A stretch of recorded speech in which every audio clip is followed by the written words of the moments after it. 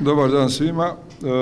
Evo, prvo moje predavanje, ajmo to nazvati, kao trenera u 40 godina staža. Od 18. 19. godine sam postao trener vaterpolo tima u vaterpolo klubu Jedinstvo iz Zadra, bavio se vaterpolom i nakon toga je život me odveo u jedrenje.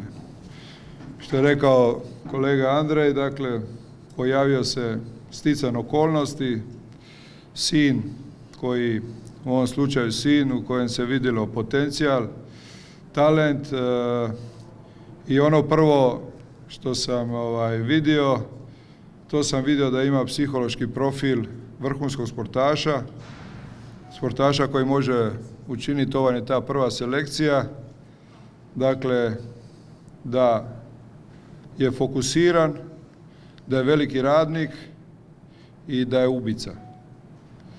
Da ima isti, kako sam taj karakter upoznao, isti je karakter moje supruge, on nema veze, nikakve veze s menom, on je čista moja žena, fokusiran, radnik i ne da vam Bog vam se zamjeriti, odnosno u naravi ubica.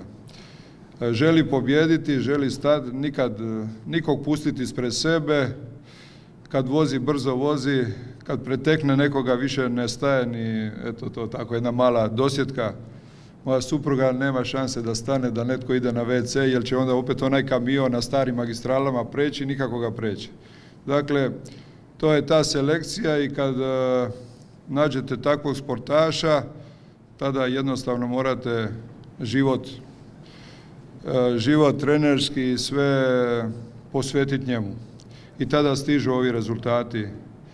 To je ono što sam prije rekao, kad je Andrej vidio Saru, sve je to prepoznao i pomogao i napravio. Dakle, svi vi kad vam se posreći ili kad vidite toga talenta, tog sportaša, procjena, onda morate shvatiti da jednostavno morate stati za njega, njemu prepustiti samo treniranje, samo sport, a vi morate obaviti sve ostalo.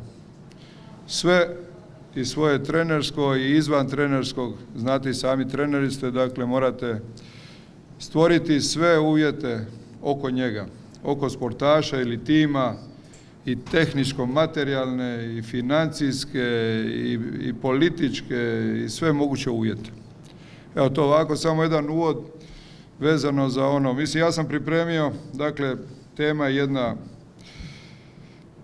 kad me pozvali su me da vršim, da mi je prva palo na pamet, to je ovako značajno i jednostavno pokazati način rada, to je dakle strateško planiranje, baš strateško, 4-godišnjeg olimpijskog ciklusa treninga u realnim ekonomsko-socijalnim okvirima s naglaskom na mjesto održavanja olimpijskih igara. Teško mi je zapamtiti naslov. Dakle, ja vam mogu pročitati, tu ima teksta jedno 35 minuta brzog čitanja, ali ja mislim, s obzirom vidim da je drugi koncept, ja ću ovako, što bi rekli, iz glave uz pomoć ona krenuti temom. Možda malo ću zato odlutati, neke stvari neću reći, ali mislim da je bolji model.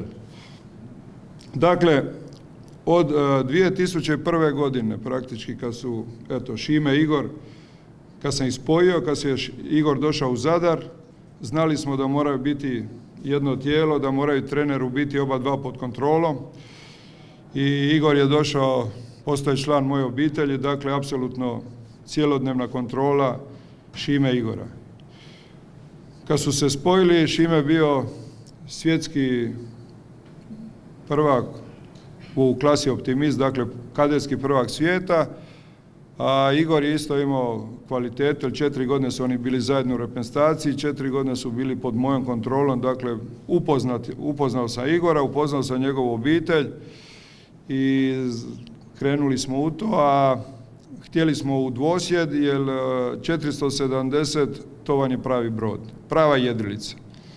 To je brod u kojem se jedri u America's Cupu, to je brod koji ima sve.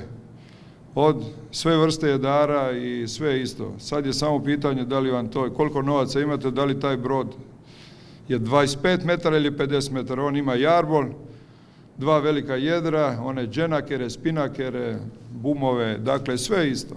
Samo je deblji konop, duže, veće i ljudi su manji, odnosno treba ih više. Viša sila treba.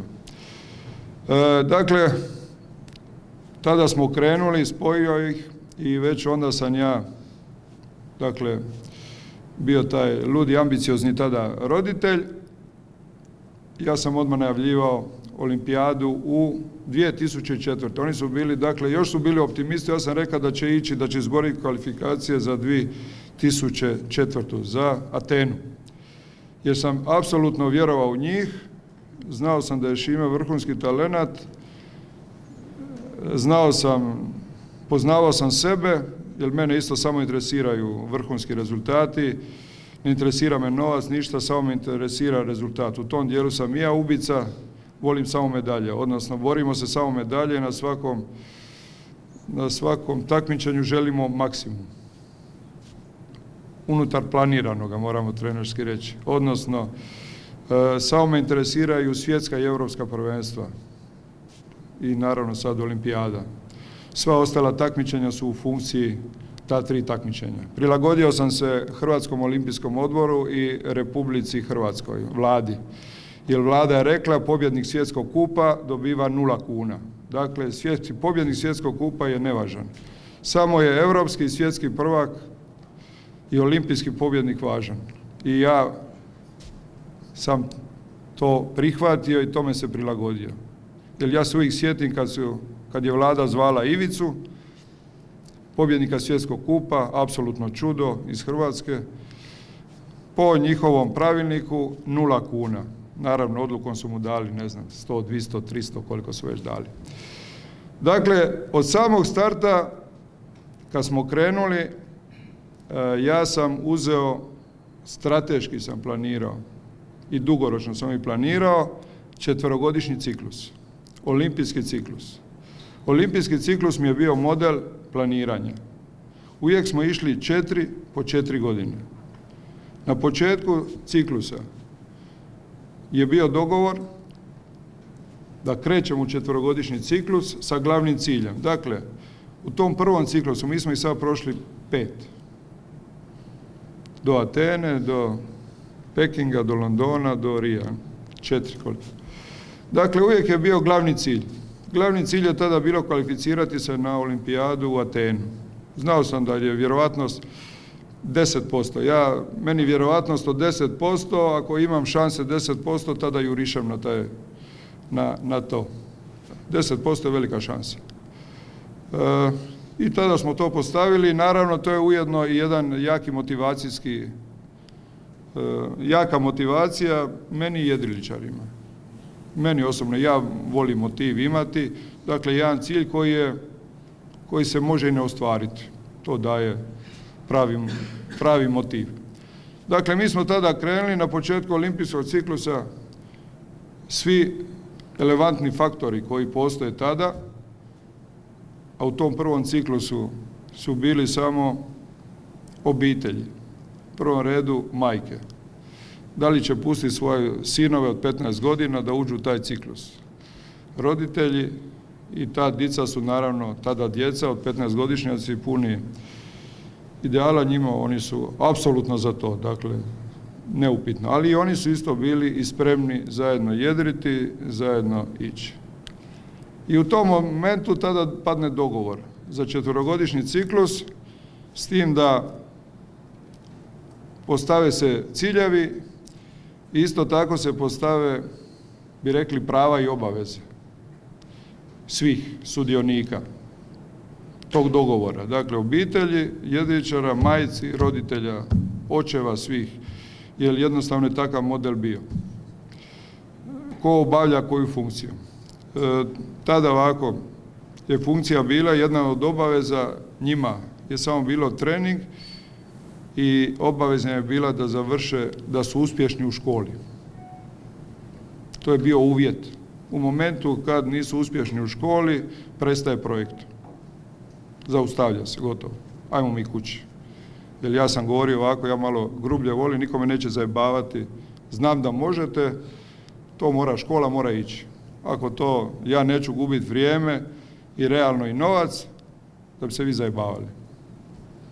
I to je bilo jasno, to je svima bilo jasno u tom dijelu, da ja sam tu principijelan i tvrd. I dakle, to je prvi olimpijski ciklus. Poslije toga su drugi olimpijski ciklus za Peking, taj smo čak uspjeli kvalificirati se, ali imali smo bolju posadu, Bašić Cupač, koja je išla tamo, ali nije išla po medalje, nije išla čvrsto, tako da uvijek mi je bilo žao, ali tako, oni su bili bolji, što nisu išli u tu Atenu, jer vjerojatno bi u Londonu bi bili digli sigurno medalju. Imali bi iskustvo više.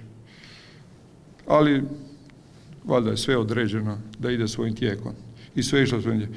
I onda imate drugi olimpijski ciklus, to je Peking. Važno je bilo otići u Peking, važno je biti što bolji. Iza Pekinga glavni cilj. Dakle, ući, ajmo reći, u medal race, to je bilo u prvi 10, to je bilo visoki cilj 22-godišnjaka, u jedrenju to je visoki cilj. I uspjeli smo i to.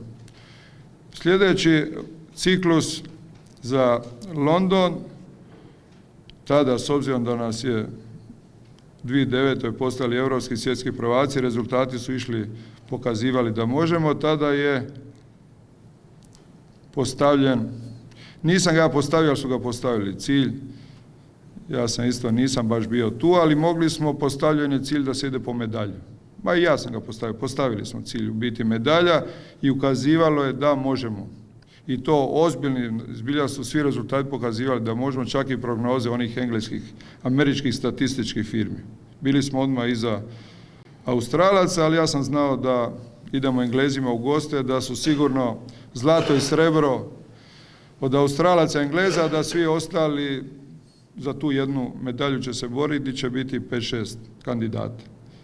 Eto, što bi rekli, nismo uspjeli, ušli smo u medal race, završili 6. neka diskvalifikacija, jer to je, nažalost, dobro sam prognozirao.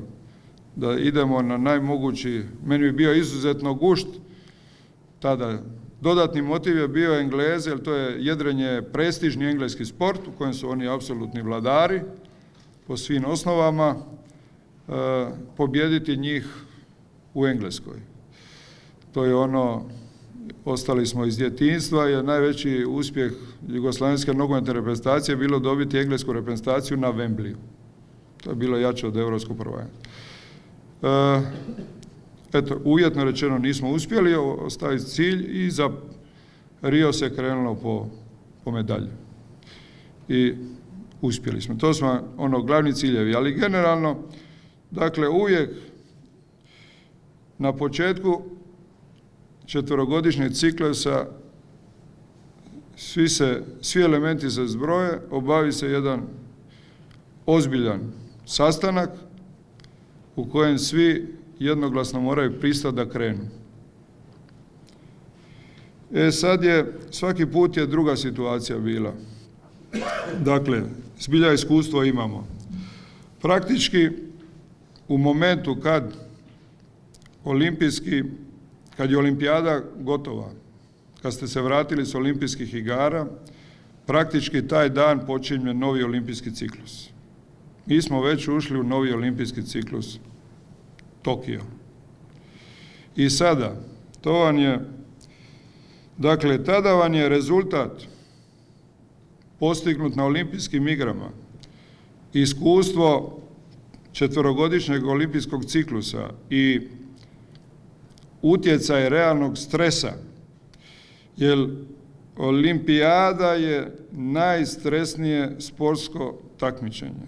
Apsolutni veliki stres za sportaše, vodstvo, trenere, svih. To je, čovjek ne bi rekao sa strane, međutim iskustveno. Nema svjetskih prvenstva, nema europskih, nema ništa koji proizvode takav stres kakav proizvodi olimpijske igre. Jer najjednostavnije ću reći, u četverogodišnjem ciklusu idete na svjetska i europska prvenstva i uglavnom mi to u jedrenju prepušteni idemo ja, Šime, Igor, Kombi, Trailer, Gumenjak, Brod i idemo i što bi rekli lutamo svijetom. Niti je koga briga, ni di idemo, ni kud idemo, ni što radimo. čestitaju na kraju, nikog nije briga za nas. U zadnjoj godini, pred olimpijadu, odjedanput svi počnu brinuti o nama. Svi počnu davati prijedloge, svi sugestije, svi nešto a da ne govorimo zlato, kod Hrvata samo zlato se osvaja, ovo drugo ne dolazi u obzir. I počinje jedan dugotrajan pritisak koji počne se vršiti na sportaše, vodstvo svih. Tada savez, svi počnu brinuti, svi vam nude psihologe, dobijate fizioterapeuta, dobijate šefove, tim lidere, dobijate marketing, dobijate PR-ove, dobijate ne znam nije što, svi počnu vama i to sve skupa proizvodi kilo po kilo na prtnjaču i na kraju na olimpijadu idete sa 20 kila umjesto normalnih 5. I to sve skupa proizvede izuzetno veliki stres na olimpijadi. I sada, po završetku olimpijskih igara, kreće strateško, i to vam je tako reći ključna stvar koju morate riješiti u sljedećem 4-godišnjem ciklusu, taj moment. Početak planiranja sljedeće godine. Evo, nažalost, upravo dio toga. Imate 2 modela, evo malo prije smo vidjeli ta 2 modela. Imate kad olimpijada završi odličnim rezultatom, dakle imate realno zbroj svih iskustava, rezultata i stresa je pozitivan. Imate ogromnu pozitivnu energiju koju je proizvela Sara Kolak, koju sada se slobodno treba planirati sljedeće 4-godišnje cikluse. Imate kompletno, što bi rekli jedričar, vjetar u puna jedra, sve u redu, trener zadovoljan, jedričar, savez zadovoljan, olimpijski odbor zadovoljan, financijeri, svi zadovoljni. I tada vam je uvjetno rečeno lako i već relativno jako brzo možete prići planiranju. Obavite sve ove dodjele, nagrade, evo mi smo jučer dobili zadnju od Hrvatskog jedriličarskog saveza, sad smo, što mi jedan novinar poslao poruku, kaže, Edo, puna mi te kapa više. Ja kažem, evo, drago, gotovo je, krećemo put Tokija, daleki put. Dakle, to je pozitivno iskustvo. A imamo drugo, negativno iskustvo, kada iskustvo prošlog olimpijskog ciklusa, rezultat i stres ima negativan predznak. To je Martina, koja je odlično išla, sad ću se baviti drugim, neću iz jedrenja ili vlastito iskustvo, ali imamo iz vlastito to iskustvo, sve smo ta iskustva prošli, koja je donijela odluku prije vremena. U slučaju kad je olimpijski ciklus završio loše, sa negativnim predznakom, tada glavni cilj te prve faze planiranja, onoga ko planira, je odmor. Totalno odmor, čišćenje od stresa. Čišćenje svih onih negativnih elemenata stresa u fizičkom, psihičkom i bilo kojem elementu. A najveća greška je po meni, taj odmor, odnosno to čišćenje od stresa vam je svaka odluka prije 6 mjeseci je kriva odluka. Sve što donosite je krivo. I ako je ikako moguće, sportaš, trener, nikakve odluke ne smijete donijeti u tih prvih 6 mjeseci. Kod težih slučajeva, kao što je bio Martinin, taj period se produžava na 8 do 9 mjeseci. Nije kasno ništa. Najgore je donijeti krivu odluku. A pogotovo je opasno u ovom slučaju, evo, što bi rekli kolege treneri koji imaju tu funkciju, morate u glavi imati da ste i vi dio toga, da i vi krivo razmišljate, da i vama treba odmor, da vi trebate ići. I tada je jako važno da prođete u tom prvoj fazi, to vam ja zovem ovako malo povlaški doli u Zadru, mudrovanje. tada morate razgovarati sa svojim najbližima, sa svojoj obitelji, ženom, sinovima, dicom, sa svojim najbližim prijateljima, sa svojim najbližim kolegama, savjetnicima, koga god smatrate pametnim u svom društvu, koji zna što radite, s čim se bavite, kolege s posla i tako dalje. Ja vam imam jedno 3-4 savjetnika s kojima ja uvijek raspravljam sve probleme, razmišljanja, misli, što mislim planirati, kako. Čak, tu sam naveo, dobro vam je razgovarati s onima za koje znate da su protiv vas. Koji su vaši u biti, znate, u savezu, kolege koji bi vas najrađe makli ili bili protiv vas, odnosno to ja kažem i sa tim kurbinim sinovima trebate razgovarati, čuti s njihovo mišljenje.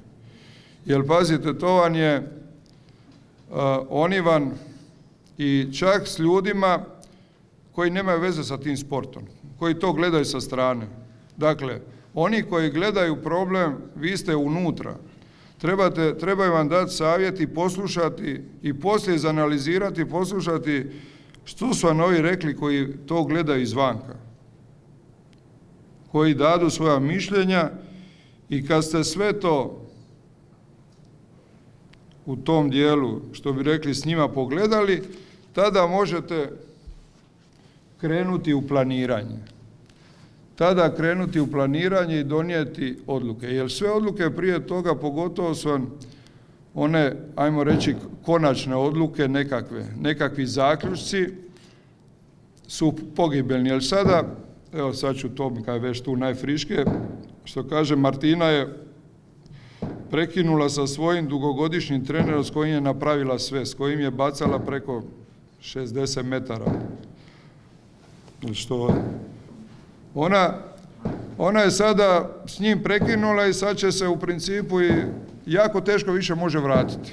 Ona možda nakon 3 mjeseca će vidjeti da je napravila grešku, ali je gotovo, krenuo je on tamo, neko je uvrijeđen, neko nije i jako je velika vjerojatnost da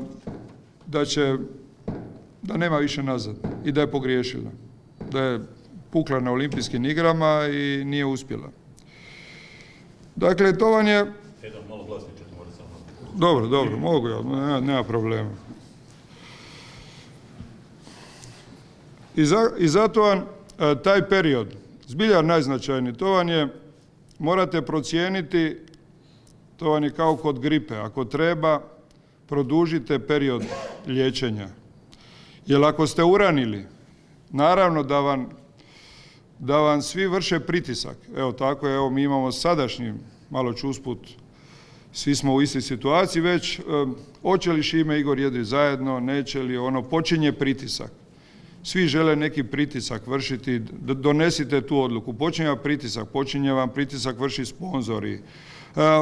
HO zove, pa daj pošaljite odmah godišnje planove, 4-godišnje planove, čekaj, di ćemo, a jel je to vam i ona mašina, svi vam traže neke planove, a vi još ne znate ništa, niti trebate još znati. Svi počnu vršiti jedan pritisak i morate stati. To vam je ono, ako krenete poslije gripe, ne zaliječite, postoji velika opasnost da dođu komplikacije, teška upala pluća, ako je organizam iscrpljen stresom, slikovito može nastupiti smrt. Kod starijih osoba i smrt. Dakle, prekid suradnje, prekid olimpijskog ciklusa, odustajanje od olimpijskog ciklusa i vi imate, evo, Martina može odustati od olimpijskog ciklusa, možda je u naponu snage sa svima. Tako da, odlazak, oduče se, imate 100 varijanti, idem ja sad postati trener, idem u profesionalne boksače, idem u drugu klasu, idem u drugi sport, ima čitav niz, sportaš odustaje, apsolutno nema potrebe, jer Tokio je dosta daleko. Zato rađe i tada, ako se to desi, realno planer koji to radi, ako je dozvolio to, mora reći da je pogriješio. Planer je pogriješio. Jer razgovor između Martine i Andreja nije smio biti. Nije smio biti, morate ga izbjegavati, morate čak nekako tako, jer imam to iskustvo, ajmo, kad ćemo, svi nešto. Ništa, kao ono nije me briga. Morate to sad na ovaj ili onaj način, to je sada sad pitanje taktike čovjeka kao takvog. To vam je kao vam, ako vam se desi drugi model kad je pozitivno završilo, generalno, kad sve to dobro završi, pogotovo kad se radi o mladim sportašima, jer pazite to dobro, kad završi s pozitivnim predznakom. To vam je, na primjer, kad smo mi bili u Pekingu, spremili smo, odlično smo trenirali tu, taj 4-godišnji ciklus, u Pekingu bili 9. ušli u medal race, dobro natrenirani, zadovoljni s tim rezultatom, nije bilo pritiska, niko od nas ništa nije očekivao, sve imate, svi zadovoljni, zadovoljan financijeri, HO, grad, klubovi, savez, svi zadovoljni. I tada, dok su ovi stariji, što bi rekli, išli na odmor, mi smo nastavili, što ja zovem, punim gas iduće godine, pun gas i osvojili svjetsko prvenstvo, europsko prvenstvo, mediteranske igre, drugi, svjetski kup, sve smo onda osvojili. Ali nismo bili momčad godine u Hrvatskoj, moram reći to. Ni trener godine. To je tako bilo. I onda smo napravili i stvorili smo preduvjete da za London dobijemo novce, da idemo punom snagom. Jer kao planer u konačnici uvijek morate razmišljati o tim vražim novcima. Bez novaca ne možete ništa. A rezultat u prvoj godini, kad ste iskoristili tu pozitivnu energiju koja postoji, dakle tada iduće godine taj vaš sportaš ide gori, pravi skalinu gori, u javnosti se zna, dobije, tada onaj tko ga vodi, puno mu je lakše, svima je lakše. I on osigurava u principu, u toj prvoj godini se tada osigurava olimpijski ciklus, 4-godišnji. Zato vam je ta prva godina planiranja, to je strateški, traži od vas, zbilja morate dobro promisliti, jer ako idete u odmor, kao neki odmor ću sad, kao što svi idu, tada svi odmaraju. I ako vi krenete kad svi krenu, opet vam je ista konkurencija, napravili ste još veliku pauzu, pogotovo kad se radi o mlađim sportašima. Što je mlađi sportaš, to znate da što je veći odmor, na njega on dublje otiđe dole. Stariji se brže vraćaju, a mlađi se teže vraćaju. I onda dok ponovo dođe rezultata, dođe nervoza i kola mogu krenuti nizbrdo umjesto uzbrdo. Tako da vam je to, ja sam uvijek kod pozitivnih, kad dođe olimpijada, kad napravi pozitivan, krenuti u juriš. Prvoj godini. A onda planirati u 4-godišnjem ciklusu, tada rađe između, obično u drugoj godini počnu kvalifikacije, imate pauzu, napravite odmor, jer odmor je izuzetno važna stvar, praktički kardinalna, onda napravite odmor između druge i treće godine. Onda napravite jedan u drugom modelu. Dakle, to vam je samo eto. Dakle, u prvom modelu glavni cilj vam je odmor, a u drugom modelu vam je glavni cilj rezultat.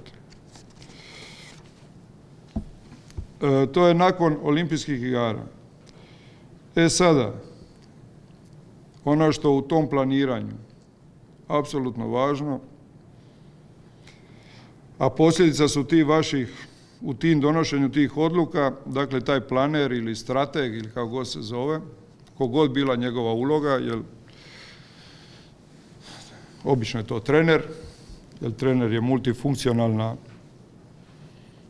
uloga, a jedna od toga, 4-godišnjeg ciklusa, tada se morate baviti, taj model i vaš plan mora uzeti temeljni element, vaš strateški plan mora biti utemeljen, usklađen sa novcem koji će biti dostupan u sljedeće 4 godine. Vi morate znati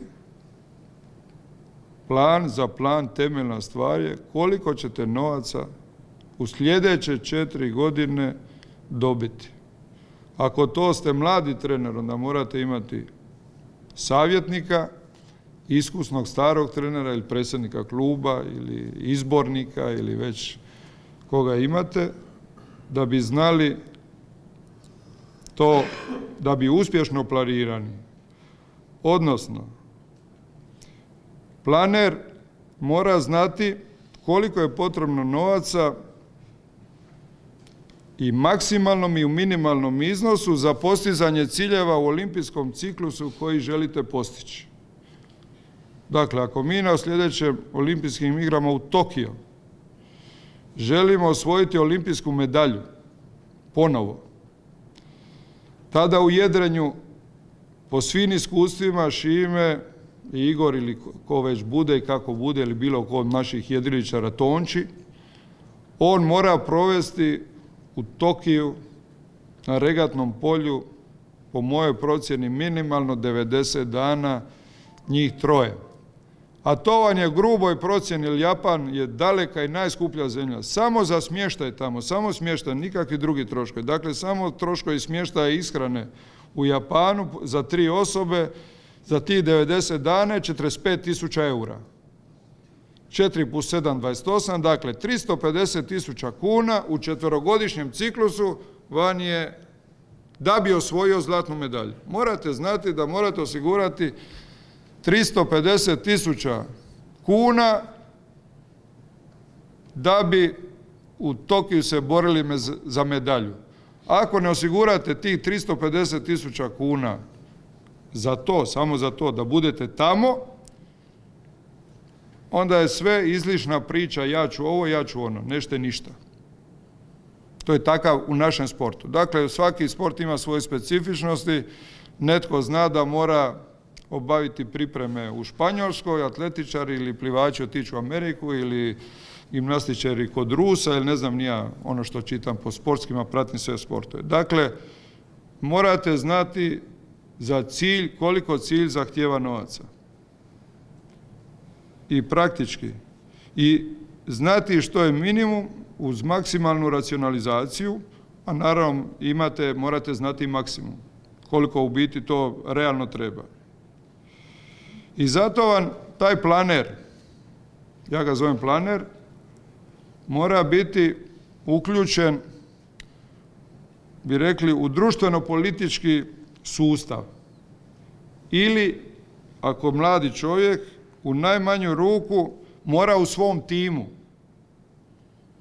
imati čovjeka koji će mu davati vjerodostojne informacije. Ja vam to grubo kažem. Trener ili taj planer koji ne zna ko će mu biti na sljedećim lokalnim izborima gradonačelnik, imat će velikih problema. Jer jedan od financijera je grad Zadar. Grad. Ako vi ne znate ko će pobijediti na lokalnim izborima, nažalost to je sve važno, to je realnost naša, morate to znati. Da bi mogli, to je jedan segment riješiti. Praktički u prvoj godini tog 4-godišnjeg ciklusa, baš kod tog planiranja, čak radi tih stvari vi morate malo pričekati, vidjeti što će se sve desiti i da točno znate koliko ćete novaca u principu tada grubo dobiti. Jer evo sad na primjer ću vam reći, 2016. godine, pazite, ali to su stvari koje direktno utječu na plan. Mi smo od kraja olimpijskih igara, dakle kad smo se vratili, od 1.9., toga ću reći, glavni financijeri sporta su, mi iz 2 kase imamo, realno 2 kase, pogotovo svi sportovi koji su, bi rekli, amaterski, dakle nismo profesionalni sportovi, nemamo ništa sa strane, to vam je državni proračun i gradski proračun. Državni proračun vam ide kroz 2 organizacije, lova prođe kroz 2 organizacije, a gradski prođe, zapravo ovaj državni kroz 3, a ovaj kroz 2.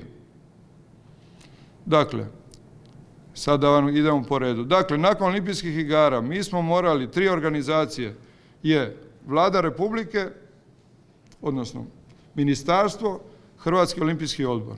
Kroz njih prolazi državni novac iz državnog proračuna. Grad Zadar, dakle, kroz i savez i onda krene kroz savez, to je 3. A lokalno ide klub sportaš. Dakle, grad daje klubu i to ide sportaš. Ove godine, od 9. mjeseca do onome, morali smo pričekati tko će biti izabran, ove godine smo čak specifično imali, premijera, tko će biti čelnik Hrvatskog olimpijskog odbora, tko će biti čelnik ministarstva, biraju se u 4-godišnjem ciklusu i to je sve vezano skoro za 4-godišnji ciklus. Bira vam se predsjednik saveza, bira vam se predsjednik kluba i sad vam se bira gradonačelnik ili načelnik. A svi mi znamo iz prakse da ovisi ko je tko, da to direktno utječe koliko će novaca dobiti sport. Da znamo mi kad je premijer bio ovaj, da je bilo puno više novaca nego kad je drugi ili kad je treći. Ili kao je ova stranka ili koja. Neki su skloniji, neki su manje skloniji sportu, a još također kad su skloniji, neko je sklon vašem sportu. Ima pa je bio bivši to, pa je bio bivši onaj, vi već znate ako je gradonačelnik bivši veslač, da će veslački klub u tom mjestu dobiti više novaca, automatski time i taj sportaš koji ide. I sve se to mora planirati i realno znati koliko ćete od koga dobiti novaca i koliko ćete adekvatno tom novcu isplanirati. Jer to vam je ono iskustvo koje, jer što više znate i što bolje to procjenjujete, ako znate u sljedeće 4 godine koliko od olimpijskog odbora možemo dobiti, puno je lakše planirati. Stabilniji vam je plan, nećete na tom putu imati nestabilnost. Jer novac vam stvara apsolutno nenadoknadiv, pogotovo u nekim sportovima koji moraju, mislim bez novaca ne možete ništa. Zato vam je to mora planer znati koliko će od koga dobiti novaca u 4-godišnjem ciklusu. Isto, pri planiranju, dakle, u sljedećem 4-godišnjem ciklusu, kad krećete, ono što je isto osim novca, a vezano je opet za novac, ali nije direktno, kod ozbiljnog planiranja vi morate riješiti par više pitanja samog sportaša, a i trenera. Dakle, mora vam biti riješen bračni status, stambeni status, redoviti prihodi, radni status i rekli bi školski, ja sam to ovako malo. Dakle, u 4-godišnjem planiranju jedno od veliku stabilnost daje vam bračni status sportaša. I da li će ga u tom 4-godišnjem ciklusu mijenjati, dakle, da li će se ženiti, udavati, o rastavama ne pričamo, ili će ostati stari momak sljedeće 4 godine, ili stara cura. Vi morate imati, to je jako važno kod planiranja. Isto tako, ako morate znati da će taj sportaš u sljedećoj godini ili 2 dana rješavati, dakle, sada ću reći, ako je Šime javno obećao da će se oženiti, pa kao otac, da će se oženiti, ali nikako još nije datum odredio. Ali jednostavno u planiranju morate predvidjeti da će biti skoro tili vi to netili break od mjesec i pol dana i ako možete utjecati čak na taj datum i termin kad će se to desiti. Da vam ima najmanji utjecaj na vaš proces, trenažni proces koji imate. Jer, pazite, kod toga vam je taj bračni status vam je izuzetan čimbenik. U tom procesu vam je buduća supruga ili budući suprug, status tog sportaša. koji direktno utječe, htili vi to ne, na trenažni proces. Pogotovo, evo, mi u jedrenju imamo jednu tu specifičnost, jer su jedriličari pomorci, moraju odlaziti od kuće. Izuzetno je važno da ta njegova supruga ili suprug odobrava izostanak tih 90 dana u Tokiju. Da ga dočekuje vesela kad dođe kući, a ne ljuta što ide. Da on realno, to smo mi imali, sve vam to iz jednog iskustva idemo. Neki naši sportaši u Riju nisu postigli maksimume jer su imali doma mlade žene i malu djecu. I realno su posvjesno, nisu napravili onaj tvrdi trening, tvrde pripreme, jer novaca je bilo, da idu u Rio više nego što su išli. Da budu udaljeni od svojih familija. Jer takav nam je sport, morate biti daleko. I to vam je u planiranju, morate sve to predvidjeti i morate prilagoditi plan i tim faktorima. A da ne govorimo sada kad se desi, kad unutar familije dolazi dijete. Evo, jučer, što bi rekli, vesela vijest, Tonči naš čeka blizance u 9. mjesecu. U 9. mjesecu vam je svjetsko prvenstvo u Splitu. I sretna okolnost je da je, i vjerojatno da će biti u Splitu i da sad trener mora to kombinirati, da sve to ide i to će sigurno, to rođenje djeteta, priprema trudnoća, utjecati na njegov rezultat u Splitu. I to sve morate što više znati, što bolje planirati i te, na primjer, negativne nekakve elemente i prilagoditi trening da su što manji negativni efekti na sam trenažni proces. A naše iskustvo u jedrenju, vjerujem i kod vas drugi, ta obitelj, i to sam vam rekao na početku 4-godišnjeg ciklusa, taj obitelj je jedan od najvažnijih čimbenika koja se u dugotrajnom 4-godišnjem ciklusu, znate gdje je 2020. Tokio za 4 godine, što bi rekli, ko živ, ko mrtav. Dugo je. I tada je, kad se cijela obitelj složi i podrži tog svog sportaša, svog jurišnika, i čak u procesu planiranja i treninga, kod nas je to moguće, dobro je da su oni, ja znam da je to otežavajuće trenerima, ali dobro je da su uključeni i treba i koliko se može tu i tamo uključiti. Otići nekad na pripreme s vama, vidjeti sve što se može da što bude, da jednostavno taj vaš cilj koji ste postavili bude zajednički cilj cijele obitelji. I da cijela obitelj živi da na olimpijskim igrama se postigne maksimalni cilj, medalja, i da su spremni se žrtvovati, jer su realno vam je žrtva. Ono sada, to mislim sportašu i obitelji, njegovoj obitelji, ono najužoj, je važno već na početku 4-godišnjeg ciklusa kod ovih ozbiljnih, a i kod mladih, kod bilo koga, ako je god moguće riješiti stambeno pitanje, to što je rekao Andrej, odmah riješio stambeno pitanje u Celju, smještaj dugoročni, stambeno pitanje s kojima je zadovoljna familija. Sad dolazimo na, ajmo reći da to skoro, pa bi rekli, je lakši problem. Imamo, dakle, sad problem redovitih mjesečnih prihoda, redovitih, ne povremenih, i naravno i taj radni status. To je ono što se tek kod nas počelo rješavati, jer ti prihodi i status moraju zadovoljavati familiju, ženu, obitelj, mora sportaš apsolutno biti miran za dugi 4-godišnji ciklus. Jer to je ono što smo imali, pa smo izgubili, pa se nadam da će oći, na primjer, tih 20-ak sportaša koji su bili zaposleni u vojsci. To je bila jedna od najboljih stvari koja se desila u zadnjih 7-8 godina.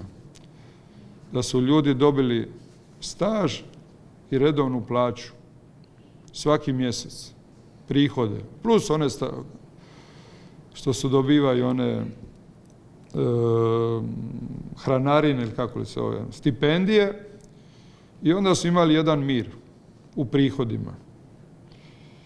Jer pazite, jer sad vam dolazi onaj problem koji se pojavlja upravo koji ima planer i prihodi, vezani za prihode. To vam je što ako nisu riješeni optimalno ili zadovoljavajuće, bar na minimalnom nivou, nego je sportaš prisiljen se boriti, jer ima familiju iza sebe i cijela javnost, cijela okolina njemu kaže lijepo je to što si ti olimpijski, lijepo je to što se ti baviš, lijepo je što ideš na trening, ali znaš sine, znaš ono, braco, znaš onaj, trebaš ti živiti, trebaš ti zarađivati, sutra ćeš imati familiju, imati ono, to je jedan strahoviti, ajmo reći, pritisak a on nema odgovora.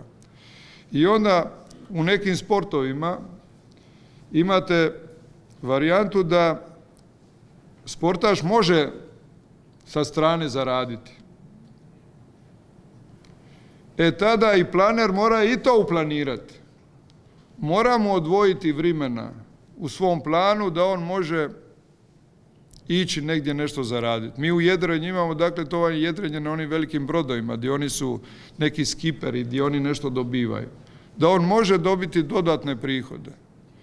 I to je se pokazuje u ovom prošlom ciklusu, to je iz iskustva, nekad ti jedriličari, ali to je jedriličar, tako i drugi sportaši, koji imaju sreće da imaju, na primjer, nagradne fondove na nekim takmičenjima, krenu u trku za novcem. Odnosno, neka su prisiljeni, neka smo ih mi gurnuli, sustav ih je gurnuo u to. Da moraju ići po novac. A to im, isto tako, oni potpisivaju te sponzorske ugovore, te donatore, to sve uzima vrijeme, sve ih izbaciva iz trenažnog procesa i remeti odgovoreni plan treninga, a vi morate to imati. I to je na primjer jedan izuzetno destabilizirajući čimbenik u planiranju, ali koji morate uvažiti, morate ga prihvatiti kao takvog. Vi morate znati, sad ću reći u jedrenju, ja znam da je, ta velika regata je tada sa tim velikim brodovima gdje će on zaraditi 1.500 eura. Ne mogu ja mladom čovjeku ne dozvoliti da zaradi 1.500 eura, nikomu ne plaća staž i da će time platiti sebi staž ili mirovinsko.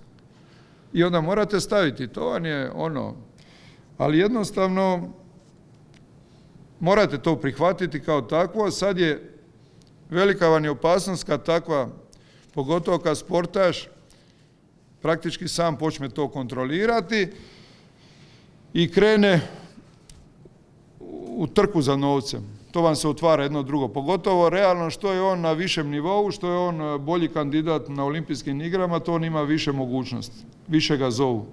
I sponzori, i regate, i svi ga žele iskoristiti. To vam je, imamo, jedan naš jedriličar je prije olimpijade, skoro bi rekao, je sjedio na 5 sjedalica istovremeno. Ali generalno svi 5 sjedalica vam je izvor prihoda. Ima ženu, ima djecu, bori se i onda vam imate redovne prihode klub, olimpijski odbor, te stipendije, vojska vam više nije staž, uključeni ste u neki veliki projekt, jedrite na krstašu. Mi isto imamo jedan problem radi te zahtjevnosti, na primjer tog Tokija. Naši jedriličari da bi bili 90 dana tamo, a nećemo dobiti 35.000 eura, nismo ih osigurali, tada se mi moramo udruživati s nekima i ja to zovem malo prostituirati, mi moramo tada, obično mi to rješavamo da sada ja sa olimpijskim pobjednicima uzimam za sparing partnera 1 do 2 iz druge države, koji nam nisu i blizu, praktički oni imaju koristi od nas, mi od njih jako relativno malo, ali oni nam, njihovi savezi plate troškove tamo iznajmljivanja kontejnera, plaćaju marinu, plaćaju ono i onda nama ne treba 35.000 eura, nego nam treba 10 ili 15. Ali morali smo se malo naguziti. Jer to vam je neminovno, ako želimo ostvariti to. I sad vam sve to skupa, kad to idete, morate, to je teško kontrolirati i jako važno je da je ovaj planer, trener, sve to kontrolira i u datom momentu kaže ne treba mi ti 10.000 eura jer će me ugroziti. Nećemo se sad dosta, hoćemo se, sad smo se sada, ali sad je gotovo. Više ne damo. Tako da vam je to što se nisu riješili ti stalni prihodi naših sportaša, to nas dovodi u jednu lošiju poziciju. To znate iz nekih drugih sportova gdje se ide za takmičenjima, to smo vidjeli iz drugih, gdje trka po mitinzima, po svemu za lovu, u principu na kraju tamo gdje treba biti najbolji na olimpijskim igrama, riskirate ozljede, riskirate ako ste potpisali da dođete na taj miting, doći pokupiti novce, a kiša pada, ledeno je, vi isto idete, vi isto bacite i vi isto spizdite nešto i glavni cilj je ugrožen. A morali ste ići po onih 10.000 dolara. Tako da to sada,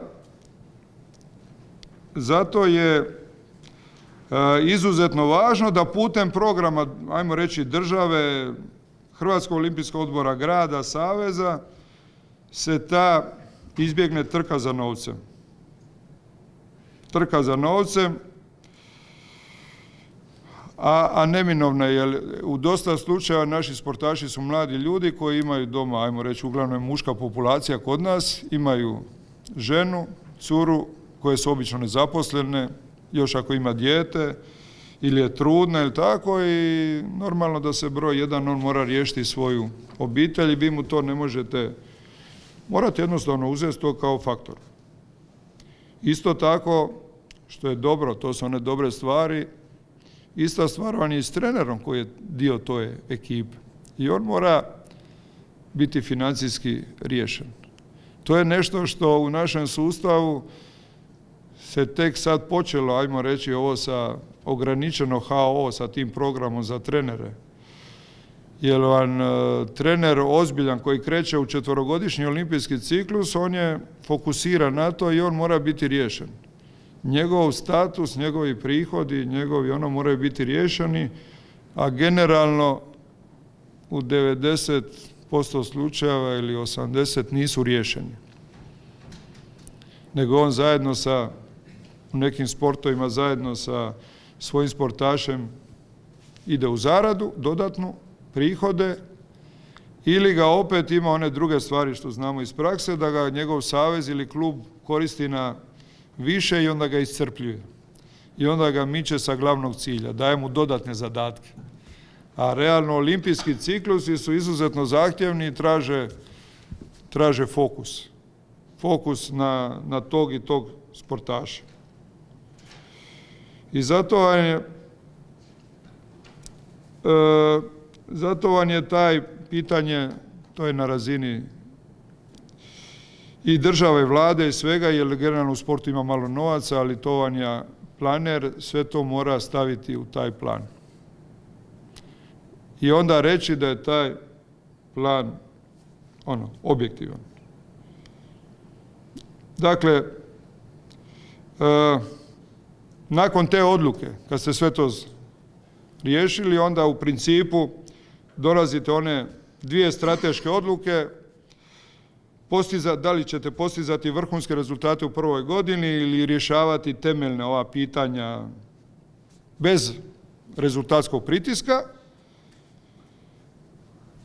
To rješavate, to vam je prva odluka, a druga vam je odluka da idete, da ispunjavate olimpijsku normu, jer to vam je drugi cilj, da ispunite olimpijsku normu, to vam je u planu, i treći vam je postizanje top forme na olimpijskim igrama.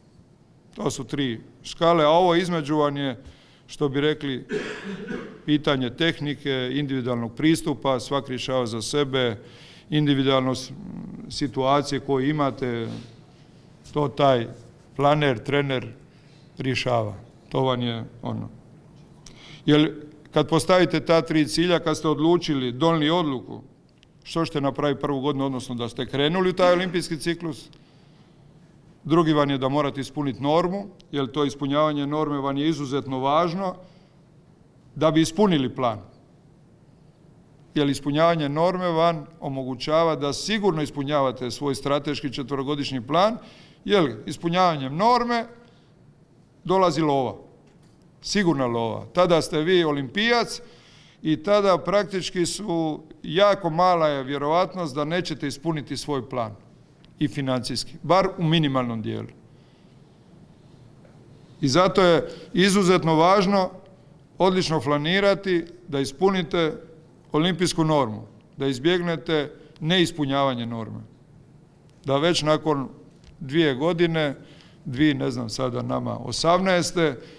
kad jedriličari, oni najbolji ispune normu, postaju evidentni olimpijski kandidati, njima se otvaraju, odnosno svi znaju da oni idu tamo. Tada svi znaju. I djeca, i majke, i očevi, i žene, i savez, i gradonačelnik, i predsjednik vlade, i predsjednik olimpijskog odbora, svi znaju da oni idu i da u njih treba ulagati. A još ako imaju su svojim rezultatima pokazali da su oni dobra investicija, tada zbilja treneru, predsjedniku kluba, predsjedniku saveza je olakšan put do novaca. Sad je samo pitanje da li će dobiti više ili manje.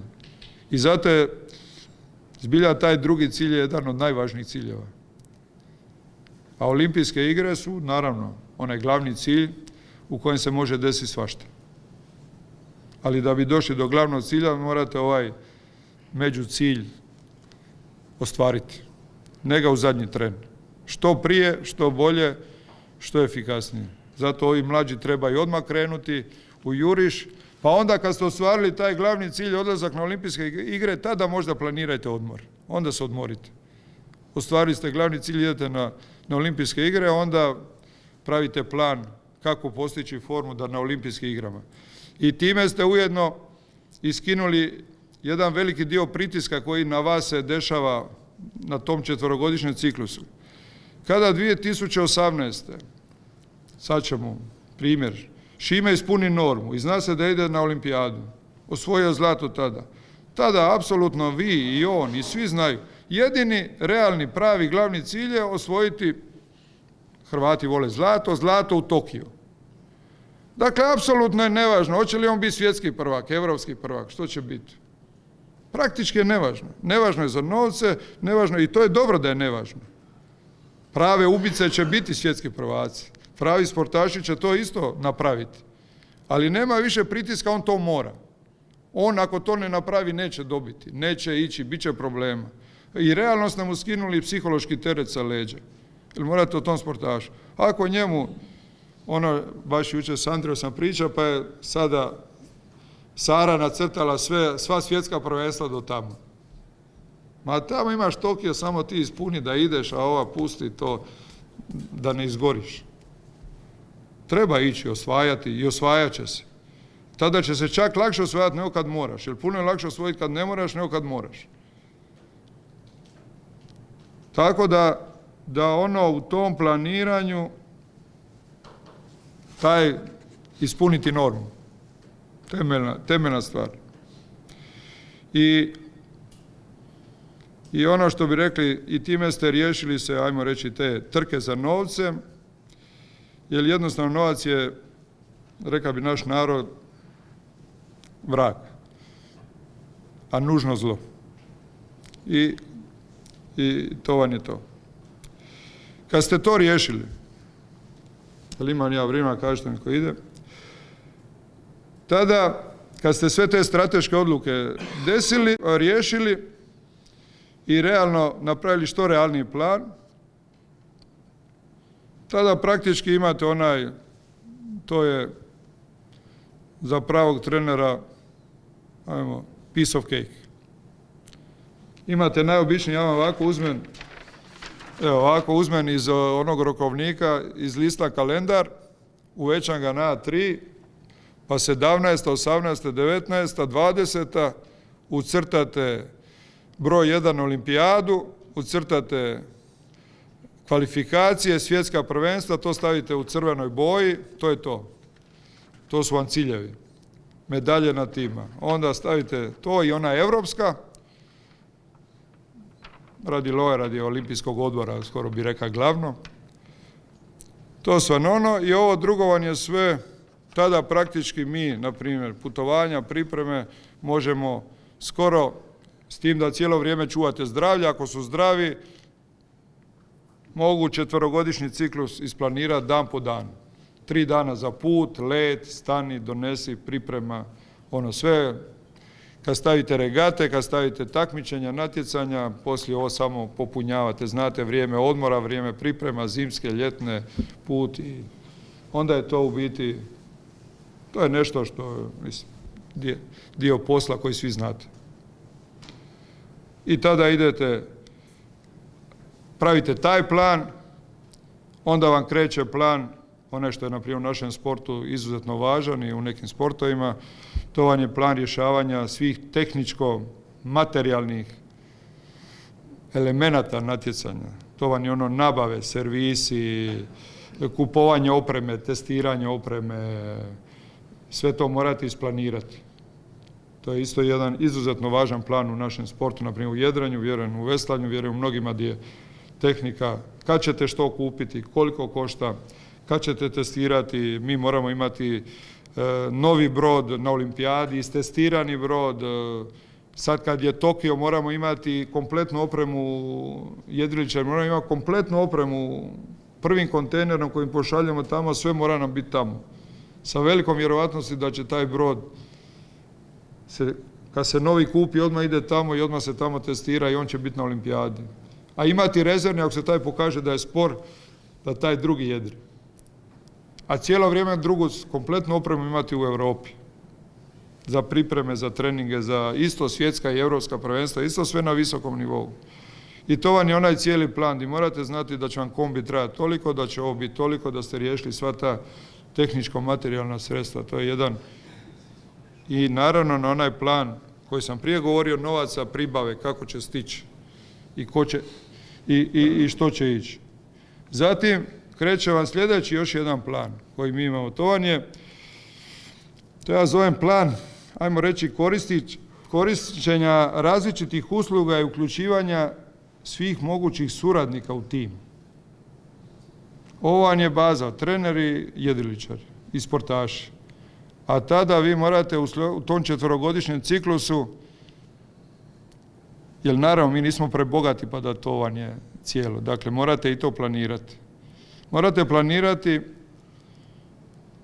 kad ćete, ono što imate stalno, ja to zovem stalni, onaj bazični tim, to je ono što imamo i što evo ovdje kad slušam sa razgovore, mi imamo Šime, Igor imaju kondicionog trenera Edi Stipić, atletičara koji s njima radi 3 godine, vrhunski posao napravio, dnevno stalno radi, jer samo ono za informaciju, jedriličari, oni su na olimpijadi, direktno se takmičili 550 minuta. Dakle, jedriličarsko takmičenje, aktivne borbe 550 minuta. 11 jedrenja po 50 minuta, prosim, čiste, bez svih onog dolaska, odlaska i svega ostalo. Dakle, apsolutno što ljudi malo jedrenje ne poznaju, ne doživljavaju kao sport kojima je fizika važna, izuzetno je važna, spremnost. Koliko traje jedan pol? 50 minuta, a zna do 1:20, ako padne vitar pa čekaj, pa idu. Ali je ono, planiran je oko 50 do 60 minuta. Kad ide, bez obzira na vjetar, to oni zato se miče. Veličina polja, adekvatno vjetru i očekivano vjetru. Koliko je na puls ide? To je na maksimalnom pulsu? A nije u datima, ovisi što jedre i koji je vjetar. I koja je ono, da li je onaj ko se digne 25 čvorova, olujni uvjeti, onda se diže maksimalno i u orci, i u krmu, plus adrenalin, dakle napetost, svaka greška, prevrčeš se i gotovo, završila regata. Pa je onaj dodatni još tlak, pritisak, ne smiješ faliti. Dakle, imate i sada te savjetnike i sve moguće tu. Dakle, imamo kondicionog cijelo vrijeme, po mogućnosti ako imate novaca, dakle, rješavate fizioterapeuta, dakle, ovo što je govorio Edis, cijelo vrijeme morate voditi brigu o njihovom zdravlju, što su odmorniji, što su bolji, Godinama mi nismo imali fizioterapeuta, mi smo bili svjetski prvaci bez toga. To vam ono reći, ali naravno kad idemo na pravi nivo, kad dođu i ako želimo da ti sportaši dugi niz godina budu u funkciji, što jedino ovako siromašna zemlja mora čuvati ovo ko dragulje, onda treba, upravo to sam se složio i drago mi je bilo čuti, ta preventiva. Što više preventive da kad se desi ozljeda gotovo je. Svaka greška je preskupa. Jer jedini ovaj plan ko vam ugrožava vam je ozljeda i zdravlje. Sve vam je zavraga, cijeli plan ako dođe do ozljede. Ako dođe do ozljede, ona vam je onaj jedini pravi realni element koji vam resetira cijeli plan. Idemo ponovo. Jeste li bilo ozljeda kod njih dvojica? Ne, zdravi. Ovaj kompletni bez greške. Bez greške smo. Prije smo imali Igorovu neko rame, iša na zimske pripreme, jedno bordanje, budalaština, na bord i skok pravo na rame i onda skoro 5 mjeseci je, dok je to sredio i dan danas, nije skijanje, nego bordan, glupost, ali tako, to su vam mladi ljudi, jedna greška zaleđena ono i ide.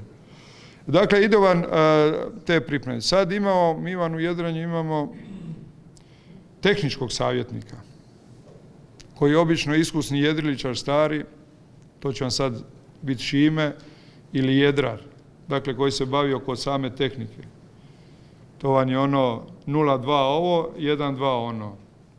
U jedrenju je puno elemenata, to su ono sile, puno vektora, pa čim maknete jedno, morate drugo i to vam je jedno testiranje i to morate planirati kako ćete testirati.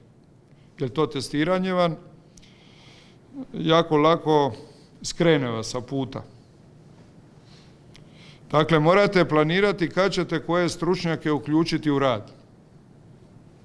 I psihologa, i savjetnika, mi to zovemo rule advisor, savjetnika za regatna pravila, tehničkog savjetnika, sve morate planirati i voditi brigu o tome da on ne utječe kada i što. I ne samo to, nego cijeli sustav priprema treninga morate planirati da, na primjer, taj tehnički savjetnik vam dođe kad su oni uvjetno rečeno u top formi. Kad oni realno osjećaju brod, kad realno mogu svaku promjenu vidjeti. Isto tako kod nas mi moramo imati, to je specifičnost jedrenja, mi moramo imati sparing partnera. Moramo ga imati. A morate imati sparing partnera koji neće vas ugroziti. Mi smo imali sparing partnera u ovom olimpijskom, a mora vam biti sparing partner na vašem nivou. Dakle, ako vi idete na olimpijsku medalju, onda vaš sparing partner isto ide na olimpijsku medalju. A nije dobro uzgojiti protivnika. To vam je jedna psihološka jedna igra. Mi smo vam imali sparing partnera Francuze u ovom ciklusu, koji su bili, u zadnjem jedrenju su bili oni evropski prvaci, a mi drugi. U zadnjem jedrenju su nas prešli. Koji su nas prešli na test eventu, ali to vam je dio te igre. Test eventu, zadnje meda rejsu prošle godine u Riju, pretprošle, u zadnje jedrenje su oni prešli, pa su oni bili drugi, a mi treći. A oni pali s prvoga. Sad morate to odigrati i tako, u Riju smo dobro odigrali, zadnji mjesec dana sam se ih ja makao na fino i oni su završili 6. mi 1. Jer vam oni moraju, i vi morate imati sparing partnera i onda tek uz pomoć sparing partnera vi možete znati jesu li došlo do promjena, da li vam se brzina povećala ili nije. I naravno sve zajedno s njim morate tajne, jer on isto ne smije ništa mijenjati, on mora biti korektan.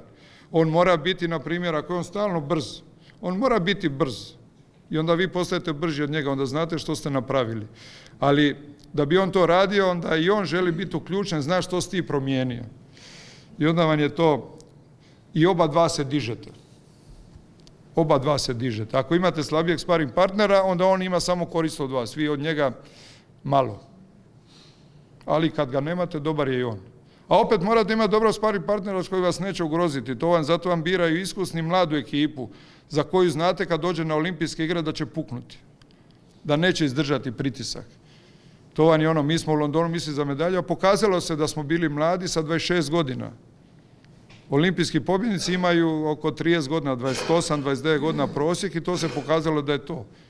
Šime i Igor su vam 29 godina olimpijski pobjednici i Australac je stariji od njih 4 godine, onaj flokista je njihov vršnjak i oba dva Grka su stariji od njih koji su osvojili 2. i 3. mjesto.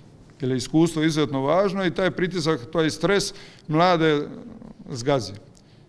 Ti Francuzi su bili europski prvaci 3 mjeseca prije, kao i mi što smo bili europski prvaci u Londonu, prije Londona. Mi smo mjesec dana prije Londona bili europski prvaci. I ono malo te suci, malo te oni rebnu i aj ti kući. Dakle, mi moramo i to i tada morate planirati vrijeme za te stručnjake. Jer oni vam znaju skrenuti jedriličare. Jer i svaki stručnjak svoju struku doživljava, skoro bi rekli, kao najvažnijom. I onda vam počne, zato glavni trener to apsolutno mora kontrolirati. Morate kontrolirati i tada morate, ajmo reći, čak ispadnete onaj bad guy ili bi rekli zajeban tip. Tvrd.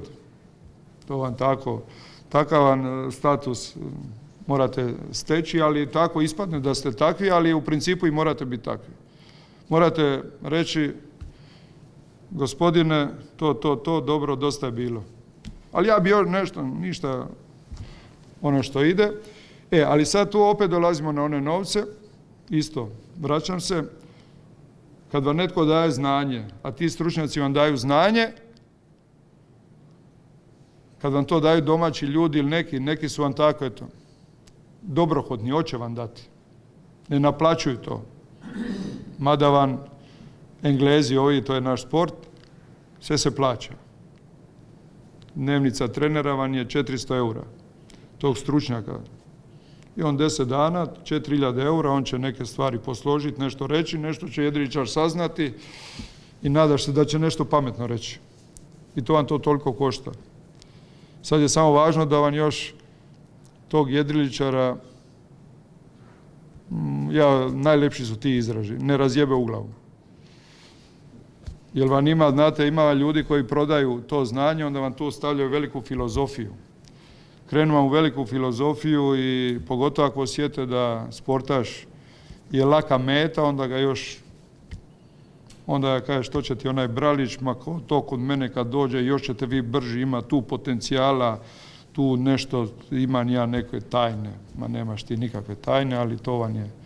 Ali to treba, zato morate izgraditi, izuzetno su važni da su vam sportaši jake ličnosti, da izdrže te pritiske oni koji im žele pomoći, pod navodnike. Neki izbilja žele, ali isto. I onda te stručnjake, da malo odlutan, morate ih platiti na određen način, bar im dati dobre uvjete, bar im dati kad ih pozovete da je u pravom hotelu, da bar oni nisu na trošku, a i onda koštaju. A isto tako kad tog stručnjaka zovete, a ne plaćate ga, tada se vi morate njemu prilagoditi. Kad je on slobodan, kad on može. I drugi je odnos, uvjetno rečeno, kad ga plaćaš ili kad ga ne plaćaš. Jer onda on se prilagođava tebi, a ne ti njemu. A u ovom, govorimo o vrhunskom nivou, to je sve jedan važan element. I to vam je tako da te stručnjake sad je važno odrediti vrijeme, naprimjer mi u jedrenju za testiranje opreme je važno između 2. i 3. godine. Izuzetno je važno da na olimpijadu zadnju godinu vi uđete sa definiranom opremom, da rješavate detalje. Jer vam ta oprema, kad čovjek izabere da mu je taj brod brz, da je pod tom opremom brz, bio je na svjetskom prvenstvu 1., 2. s tim brodom ide i skoro pa bi se taj brod se sprema. To je to. Mada, do kraja je uvijek se traži da bude brži. Ali, kažete. Kad spominjete brod koji pripremate, ali vi imate kadenciju i stručnjaka za kadenciju, za svake uvjete, znači da mijenjate otpor, veličinu, jedara i jedra. Ma pazite, to vam je... Sve vam je, to vam je taj takozvani van dizajn. Mi bi morali imati po pravilu, svi iste brodove. Ali nijedan brod nije isti. Čim ga ljudi rade, oni nisu isti. Imate različite proizvođače i oni imaju one, vi imate, što bi rekli, lufta. I imate, dakle, evo, koje elemente morate ugraditi da vam brod bude brz. Dakle, imate tru broda, imate centarbord kolumbu, koja može biti meka, tvrda, imate 5 proizvođača, ovakva, onakva. Kormilo, koje može biti ovako, ona ima oblik, ona ima standard, ali ima i lufta. Ostupanje vam je čak doli kolumba vam može težiti 4 kg do 6 kg. Dakle, imate 2 kg ostupanja u težini, dakle u debljini, u onome. Imate jedra koja imaju određene dimenzije, ali hoće li biti dublja, plića, to je pitanje, to jedra ima prostora za igru. A u datim uvjetima, a morate naći prosječno da vam je brz. Imate jarbola koji proizvode 3 čovjeka, imate meke jarbole, tvrde jarbole, ovakve, onakve.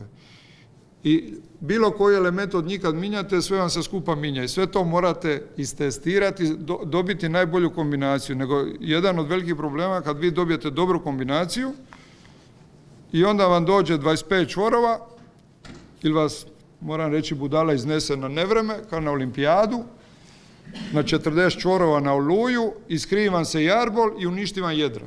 I napravi vam štetu 3.000 eura. Je lako za 3.000 eura. Nego vi morate imati isti jarbol, istih performansi. Morate imati isti komplet jedara, isti performansi, a kako sve, i jedra šiva čovjek. Jedino jarbol praktički izlazi iz neke tube, iz nekog stroja, ali on nije svaki isti. Ali brod vam radi ona radnica, jedra vam šiva neka radnica ili neki Malezijac ili ne znam ko već ide, ili neki priučeni radnik. I dakle, nikad nisu 2 jedra ista. Nikad 2 jarbola nisu ista, nikad 2 ista broda. I sad vi kad nađete tu sretnu dobru kombinaciju, a morate biti u top formi da onaj jedriličar osjeća to. I onda morate reći imam sad brzi brod. Kao što mi ovdje mogu ja reći,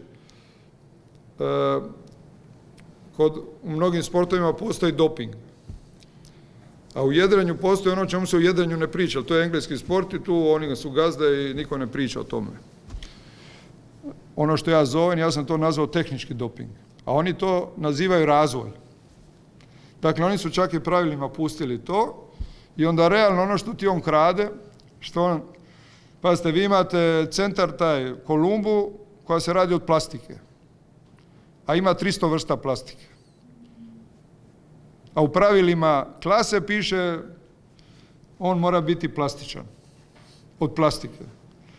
I onda ako vi platite, ko imate 100.000 eura, koja ima 100.000 eura i platim našem brodogradnju, institutu za brodogradnju, kako se zove, u Zagrebu, stoji tamo mi 4 stručnjaka kompjuterski.